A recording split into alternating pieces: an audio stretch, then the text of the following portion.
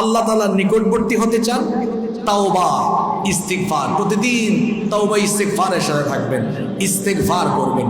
সুযোগ পেয়েছেন আস্তাগফিরুল্লাহ, সুযোগ পেয়েছেন আস্তাগফিরুল্লাহ পড়বেন। কারণ কোরআনে কারীমে আল্লাহ বলেছেন ইস্তিগফাররত বান্দাদের উপরে আল্লাহ কখনো আযাব দেন না, গজব দেন না। সুবহানাল্লাহ। এরপরে নাম্বার 7, 7 নাম্বার, ইহসান করবেন। ইহসান মানে হলো ইবাদতগুলোকে একনিষ্ঠতার সাথে, ইখলাসের সাথে সুন্দর করে, সুচারুভাবে, গোছালোভাবে, যথাযথভাবে করা। এটার নাম হলো ইহসান। ইন্নাল্লাহা ইউহিব্বুল মুহসিনিন, আল্লাহ মুহসিনিনদেরকে ভালোবাসেন। 8 নাম্বার হলো পিতামাতার খেদমত। আল্লাহর নিকটবর্তী হতে চান, মা বাবার নিকটবর্তী হন। পৃথিবীতে মা বাবা হলেন আপনার জন্য সবচাইতে বড় নিয়ামত। মা বাপকে যারা খুশি করতে পারে নাই, আল্লাহকেও তারা খুশি করতে পারে নাই। যারা তাদের মা বাপকে আঘাত দিয়েছে, কষ্ট দিয়েছে, এদের দুনিয়াও শেষ হবে, আখিরাতও ধ্বংস হবে। মা বাবা বড় সেনসিটিভ জায়গা। মনে রাখবেন, পৃথিবীতে যারা সফল হয়েছেন প্রত্যেকেই তাদের মা বাবার খেদমত করে, মা বাবার কাছ থেকে দোয়া হাসিল করেছেন। মা বাবার দোয়া যদি পেয়ে যান, জীবন সফল হয়ে যাবে। যুবক ভাইদেরকে বলবো, খবরদার মা বাবার সাথে বেয়াদবি করবেন না, মা বাবার সাথে সুন্দর আচরণ করবেন। আল্লাহর ইবাদতের পরে মা বাবার খেদমত করতে হবে, এই হুকুমটা কার? এজন্য মা বাবার খেদমত করবেন, আল্লাহ আপনাকে ভালোবাসবেন। 9 নাম্বার হলো মা বাবার খেদমতের পরে নিজের পাড়া প্রতিবেশী, আত্মীয় স্বজন, এদের নিকটবর্তী হবেন।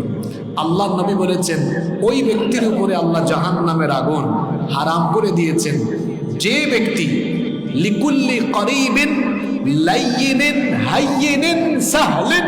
আল্লাহর নবী বলেছেন নম্র, ভদ্র এবং মানুষের নিকটবর্তী যে লোক, মানুষের সুখে দুঃখে, আপদে বিপদে, পাড়া প্রতিবেশী, আত্মীয় স্বজনের নিকটে থাকে, আল্লাহ ওই বান্দার নিকটে থাকেন। সুবহানাল্লাহ। পাড়া প্রতিবেশীর খোঁজ খবর রাখবেন। 10 এবং সর্বশেষ হলো আল্লাহ তাআলার নিকটবর্তী যদি আপনি হতে চান, তাহলে তাকওয়া, আল্লাহকে ভয় করার নীতি আপনি অবলম্বন করবেন।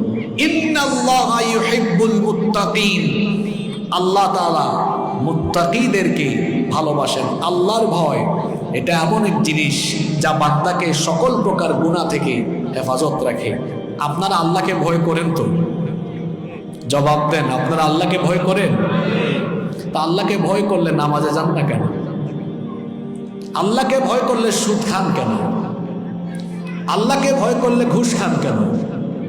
আল্লাহকে ভয় করলে যুবক ভাইয়েরা মোবাইল হাতে নিয়ে বাজে ভিডিও দেখো কেন? আল্লাহকে ভয় করলে জিনা করো কেন? আল্লাহকে ভয় করলে মানুষের হক মাইরা খান কেন? আল্লাহকে ভয় করলে আলগা পয়সা অর্থাৎ দুর্নীতি করে খান কেন? আল্লাহকে ভয় করলে বেপরদা হয়ে ঘর থেকে বের হন কেন? তার মানে মুখ দিয়ে বলেন আল্লাহকে ভয় করেন, কিন্তু বাস্তব জীবনে আল্লাহর নাফরমানি করে শয়তানের গোলামি করেন। আল্লাহকে কেন ভয় করবেন? কারণ কেউ যেটা জানে না, কেউ যেটা দেখে না, সেটা জানেন এবং দেখেন কে? আমার মনের খবর আপনি জানেন? জানেন না। আপনার মনের খবর আমি জানি? আপনার মনের খবর আমি জানি না, আমার মনের খবর আপনি জানেন না। কেউ কারো মনের খবর না জানলেও সকলের দিলের খবর যিনি জানেন তিনি কে? কেউ যেটা দেখে না, আল্লাহ সেটা দেখেন। কেউ যেটা শুনে না, আল্লাহ সেটা শোনেন। কেউ যেটা জানে না, আল্লাহ সেটা জানেন। এজন্য সর্বাবস্থায় দিবানিশি 24 ঘন্টা যার ভয় অন্তরে থাকা লাগবে, জোরে বলেন তিনি কি? সংক্ষিপ্ত সময়ে আল্লাহর নৈকট্যশীল বান্দা হওয়ার, নিকটবর্তী হওয়ার কয়টা আমল বলেছি? এই 10টা আমল করতে পারলেই আপনাকে আল্লাহর প্রিয় বান্দা হিসাবে আল্লাহ কবুল করে নেবেন। কয়টা আমল বলেছি? এই 10টা পয়েন্ট কার মনে আছে? মাশাআল্লাহ, মাশাআল্লাহ। দেখি সাদা পাঞ্জাবি ভাই, তুমি বলো তো একটু।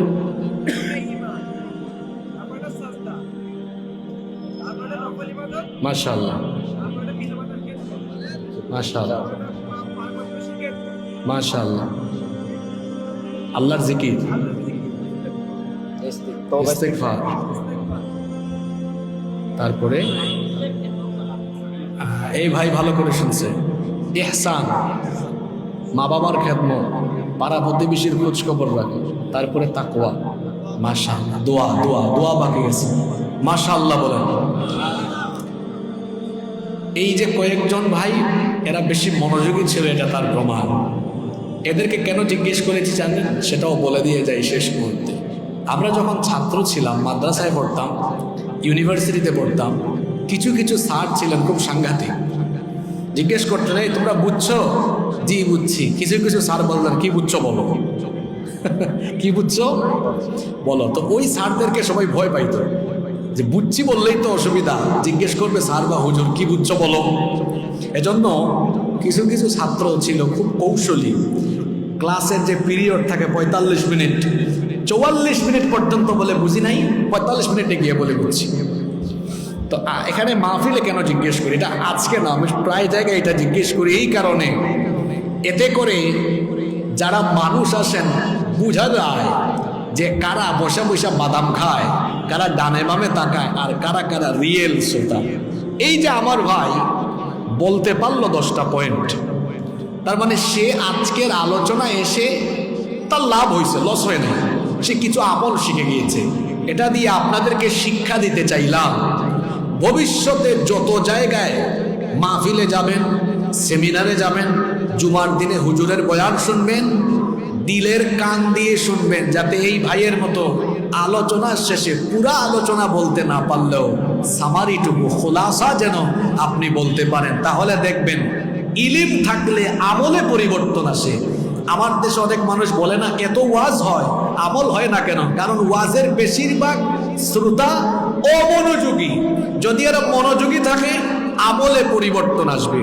ক্লাসের মধ্যে ভালো ছাত্ররা A+ পায় কেন? কারণ ওরা ক্লাসে মনোযোগী থাকে। কিছু ছাত্র ফেল করে কেন? ও স্কুলে গিয়ে, মাদ্রাসায় গিয়ে ও মনোযোগী থাকে না। কথা বুঝতে পেরেছেন? যাই হোক, 1 নম্বরে কি বলেছি? ঈমান। সবাই বলেন 1 নম্বরে, আরেকটু জোরে বলেন। 2 নম্বরে আল্লাহর নিকটবর্তী হতে হলে আল্লাহকে কি দেওয়া লাগবে? 2 নম্বরে সাজদা, 3 নম্বরে নফল ইবাদত, 4 নম্বরে কার জিকির? আল্লাহর জিকির, 5 নম্বরে দোয়া, 5 নম্বরে দোয়া, আল্লাহর কাছে দোয়া করতে হবে। তারপরে 6 নম্বরে তওবা এবং ইস্তেগফার, এরপরে 7 নম্বরে ইহসান, 8 নম্বর মা বাবার খেদমত, 9 নম্বর আত্মীয় স্বজন পাড়া প্রতিবেশীর খোঁজ খবর রাখা, 10 নম্বর হলো তাকওয়া বা নিজের মধ্যে পরহেজগারিতার কোয়ালিটি ডেভেলপ করা। এই 10টি গুণে আল্লাহ আমাদেরকে গুণান্বিত করে দেন, বলেন আমিন। সুবহানাকাল্লাহুম্মা ওয়া বিহামদিকা আশহাদু আল্লা ইলাহা ইল্লা আনতা আস্তাগফিরুকা ওয়া আতুবু ইলাইক। ওয়াসসালামু আলাইকুম ওয়া রাহমাতুল্লাহি ওয়া বারাকাতুহু।